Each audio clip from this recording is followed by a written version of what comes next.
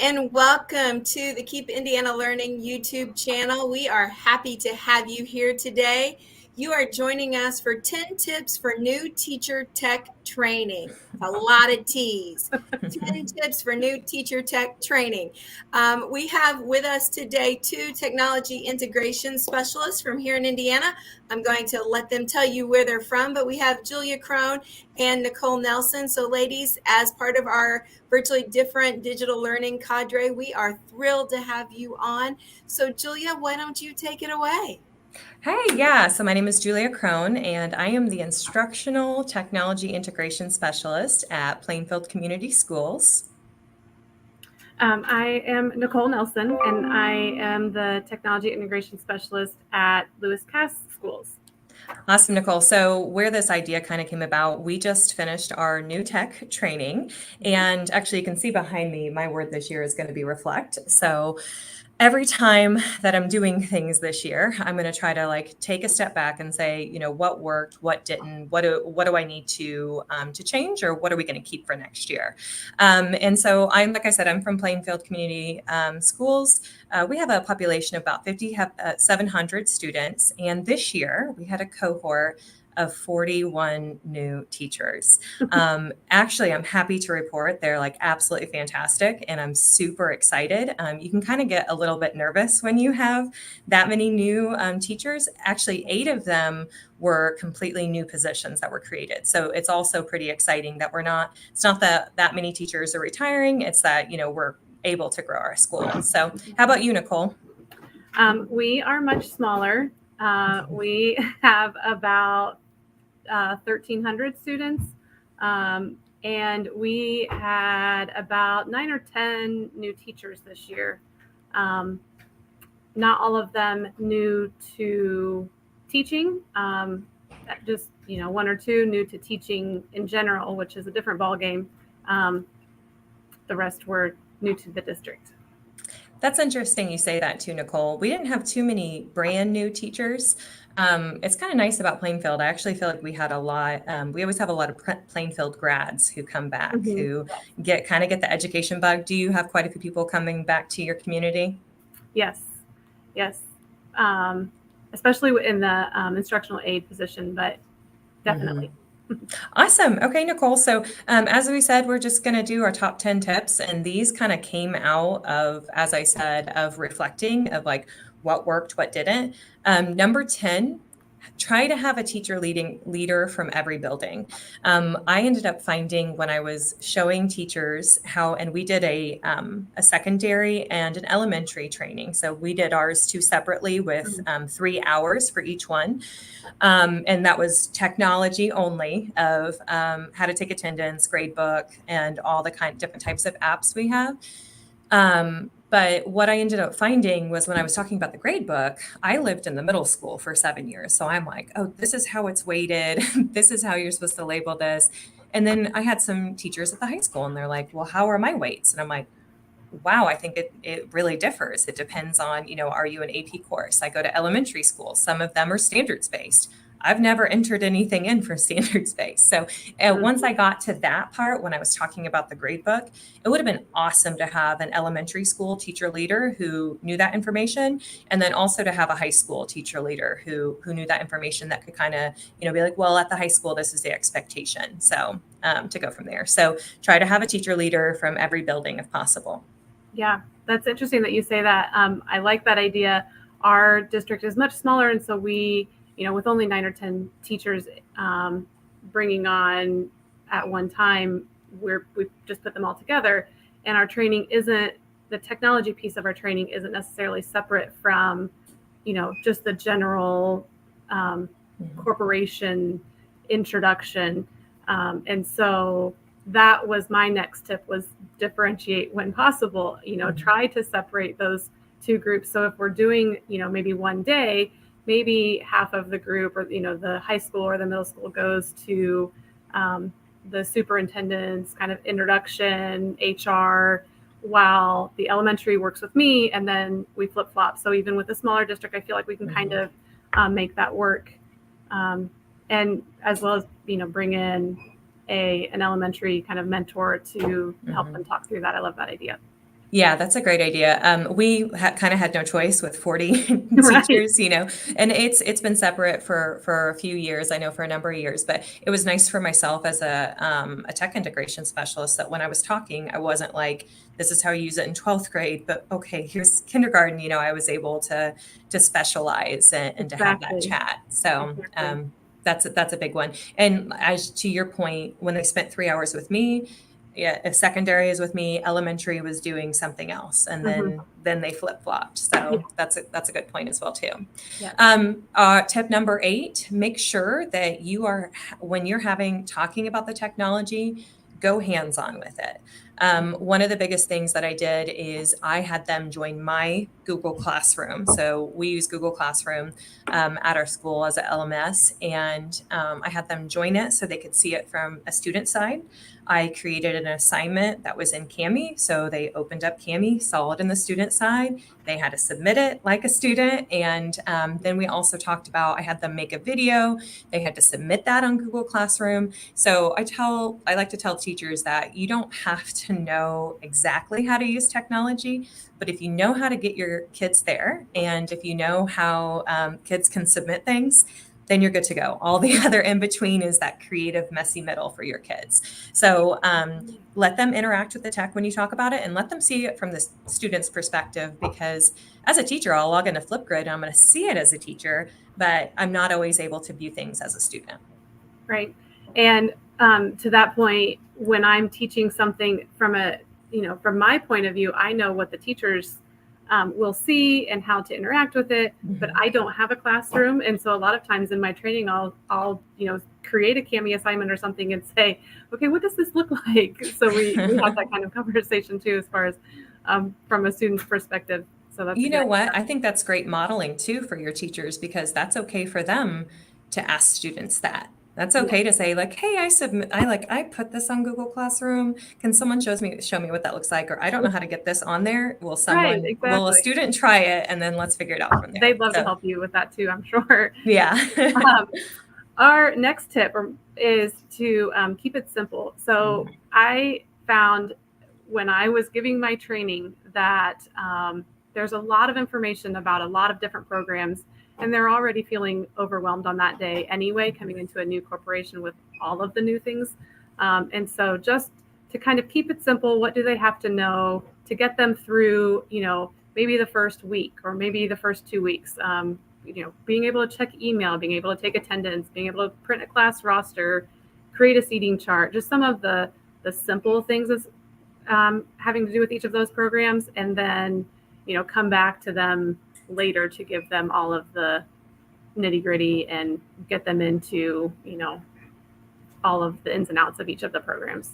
I love that. As I had said, we did 3 hours. My first hour and a half was I'm like, these are need to knows.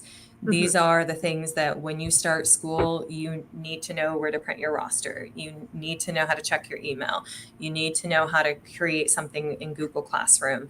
And so we kind of started, and then that second half is where we went with okay, now here is where I just want you to touch it. That's all that it is. But it's still overwhelming. So even trying to keep it simple, and especially, I'm sure in your role as well too, you're a person who can handle a lot of different tech things going on at once. Right. And to be able to realize that for some people, this is the first time they're really using technology, and they're trying to figure out their buildings. They're trying to decorate their classrooms. There's just, there's a lot coming at teachers that are brand new and new to your district. So absolutely.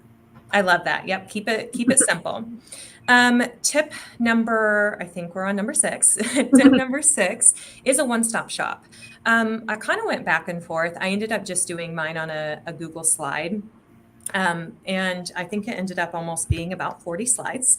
But on the top of these are the things that you need. I showed them how you can control F. So you can look through a Google slide and you can be able to find pretty quickly what it is you're looking for. So you don't have to go through every single slide. I tried to also then have visuals. So if one slide was talking about Google Drive, up in the right-hand side, I'd have really big, Google Drive. So that's a visual to remind them too, as they're looking for information, they can find that. So I found the one-stop shop that they can recall later and keep going back to is nice. But there's still, it doesn't just have to be a Google Drive. It could be a document. What did you do for yours, Nicole?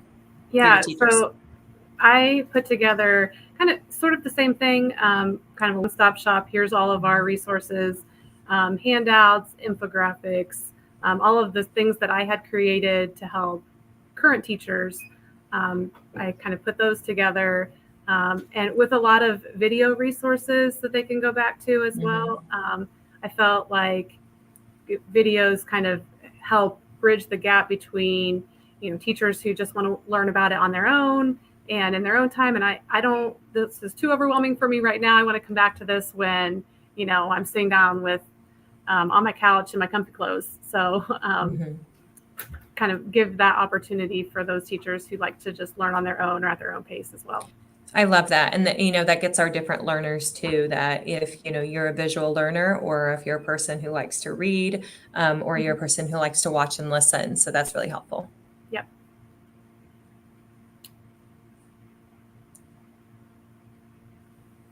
Yeah.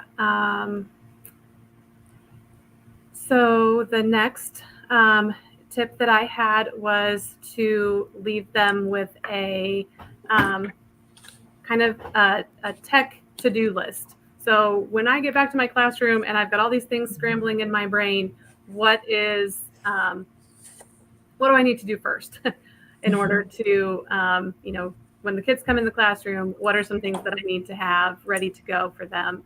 How to, make sure that my first assignment is up and ready to go.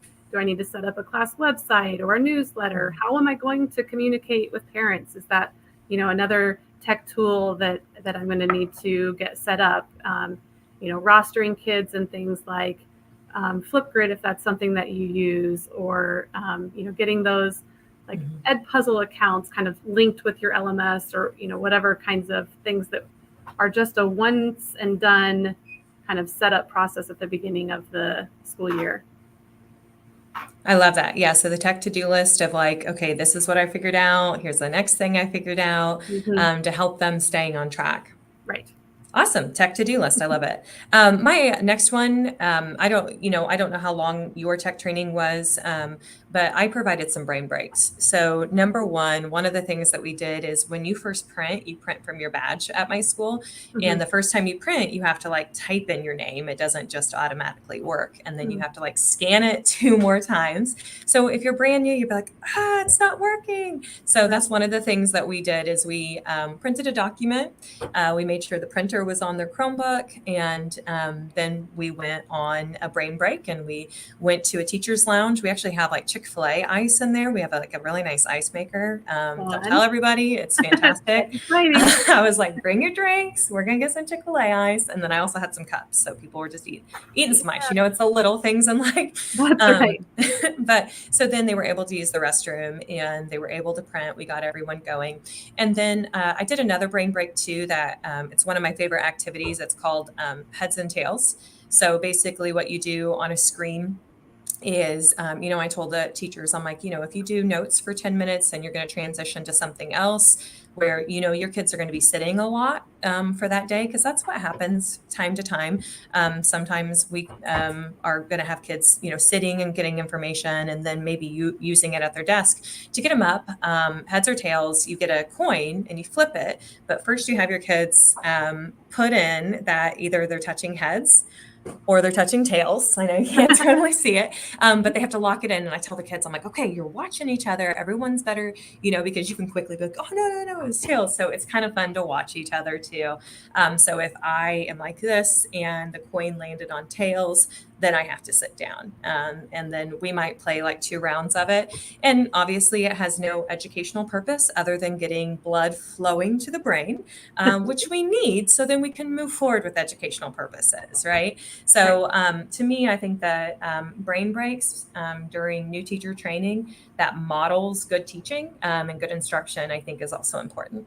Absolutely. Yeah. And when you're, like using your brain, just so much kind of at some point we hit our limit and we just need to get up and move around, use a different part of the brain, take a break. And yeah, absolutely. Oh, I think now more than ever too, whenever I first started teaching, I was like, well, we can't, that's not instructional based. And now I'm like, oh no, we're like SEL. I mean, it gets kids laughing.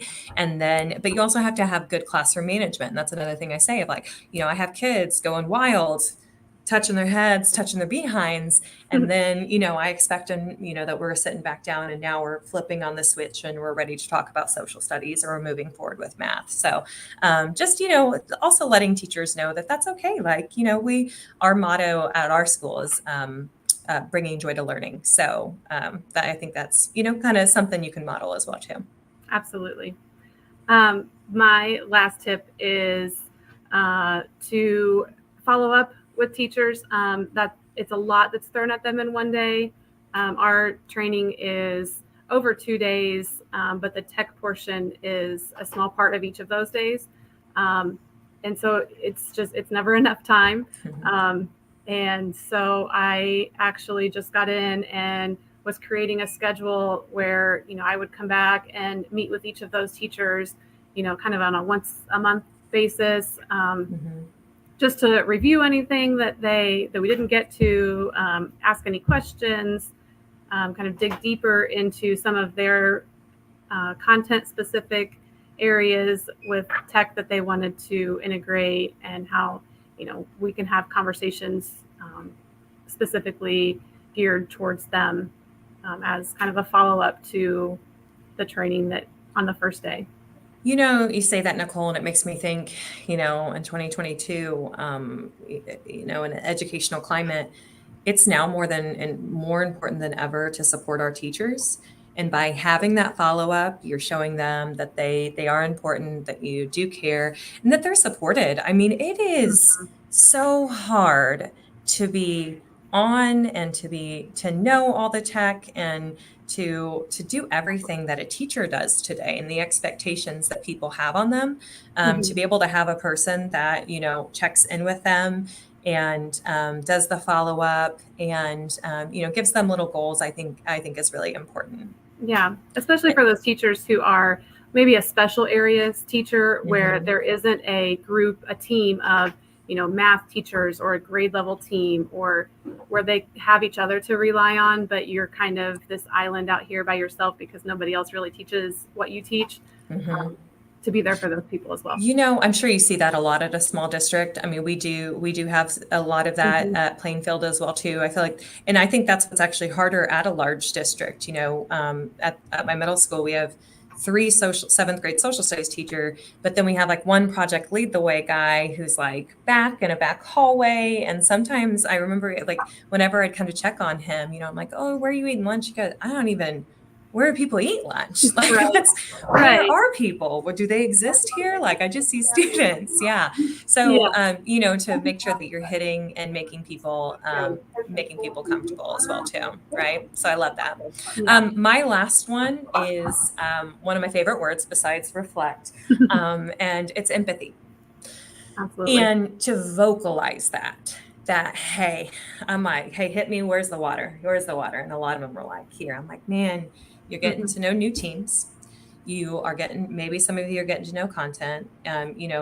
Some of you, maybe we even had a couple teachers who were moving into the district. We have a couple that were trying to find childcare, a couple that were trying to find a permanent housing. And that's a lot, those are a lot of big changes. So I told a story this year that was like super relevant for myself. So we went and we got family pictures, and it was with my husband's family. And so it was just like an inopportune moment for me because I'm going back to school. I'm starting this new job. I have this, I got the new tech training was the very next day. And I was kind of like hufflepuffing around. I don't know how else to say it. I was like, and my husband was like, what is your problem? And when he asked me that, like, I wanted to be like, what do you think? Like, I'm stressed out. But instead, my brain goes, what is your problem? Like, I looked around, my kids were dressed to the nines. They never are. For once, they didn't have chocolate and dirt stains all over them. My husband looked handsome. My husband's family were there. They were running around playing with their cousins. Like, it was idyllic and it was beautiful. And I wasn't being mindful in the moment. And so I told my new teachers, I'm like, this translates to you. You know, you have so much going on. You have so many balls that you're not trying to drop. And then here, I'm handing you some more. Like, can we even see your face? And then I was like, I dropped my people balls that day. Like, that's the one that I dropped. And those are the ones that I shouldn't be dropping. Instead, like, find the balls you can drop. Don't drop your people. And that includes too, not even just your own children, but your students. And I walked around the building today at a few of them and I saw some of my new teachers. I'm like, girl, I'm like, are you wildly unprepared? And she's like, I'm so unprepared, but everybody's here. And I was like, and you know, that's fantastic. That's all you like. They want to see your face. To new teachers. Like, you know, yeah, there's all this great technology that we can use, but I don't think any of it matters without human connection. Right. If you don't have students who haven't bought in, if you're not making those connections, if you aren't taking that time and smiling, and instead you're like stressed at the computer, you know, that technology doesn't have a chance to come.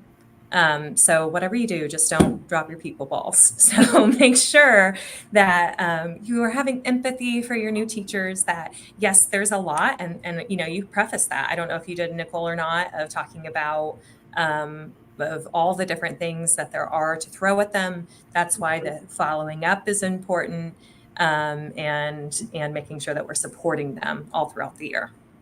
Definitely. That's my goal. That's my motto. Is I'm here for you. You know, whatever you need, you know, throw it at me. I got you. We're in this together, and we're here. We're all here for the students. So. I tell them that too, a little bit of, because they're new to the district. I'm like, you know, ask me. I'm like a safe place, because I had someone tell me that today. They're like, I feel like I keep asking the same person the same questions. I'm like, ask me. If I don't know, I will know the person who knows. And I'm not afraid to reach out to those contacts. And then you're not doing it. I'm the one that's like, hey. And, you know, I love the questions that new teachers ask too, because I can't tell you the amount of things that I learned on the day of new tech training. You know, it's the second year that I've done it, but it's also just the questions that people ask. And I love whenever someone's like, I'm going to ask a dumb question. I'm like, yes, I love those. Those are my favorite. Let's do it. I'm like, because obviously I'm like, typically it's going to be something I didn't know. And now that I'd love to figure out and know. So if you are a tech integration specialist, if you wanted to comment below, and maybe you have some more tips, or you wanted to email Nicole and I some tips, we all are also Keep Indiana Learning coaches. So, you know, we're available to the world, aka Indiana, as well too. But if you have some tips, we'd love to hear them as well. Make sure that you continue reflecting throughout the year. Yes, and be there for your people. And don't drop your people balls. Okay, I had this little list of things that I love that you said, and then you get to the don't drop your people balls, and I'm like, oh, that's my takeaway right there. Yes. Ladies, you had some great ideas. The focused brain break of walking to the copy machine, brilliant, because it seems like such a simple thing. I'm walking to the printer, but it's huge one. But thinking about that for students, how can we have some intentional brain breaks? Like there's a brain break is important. Heads and tails, super fun to play. But the ones that we can have a purpose to, I love that. Better. Love that. And your resources document, wow, super handy, super brilliant. So thank you for sharing those resources. As Julia said, we would love feedback. If you've got tech tips that we could all learn and grow from, feel free to leave them in the comments. Or whether you're watching on YouTube or Facebook or Twitter, wherever you're finding this, you can leave us feedback there. Make sure to follow at Keep Indiana Learning on Twitter and on all the social media. Wherever you are is where we are. And you can subscribe to our channel as well. So when we go live with other things like this, you can be a part of it. So Julia and Nicole, thank you for your time on what is a very busy week for you. I have no doubt. I don't even want to know how many emails you both have. Yep. Not dropping my people balls though. I'll drop my email balls. Yeah, I got a lot of email Lots balls. of steps this week. Yes. Yes. Yes, lots of steps this week, but that means your people balls are firmly held together if you got a lot of steps, because That's right. you're going to see people. So, Yeah. ladies, thank you for a great afternoon. Viewers, we appreciate you being a part of the Keep Indiana Learning community as we learn and grow together. So thank you, ladies, and have a great day. Absolutely. Thank you. Bye. Thank you.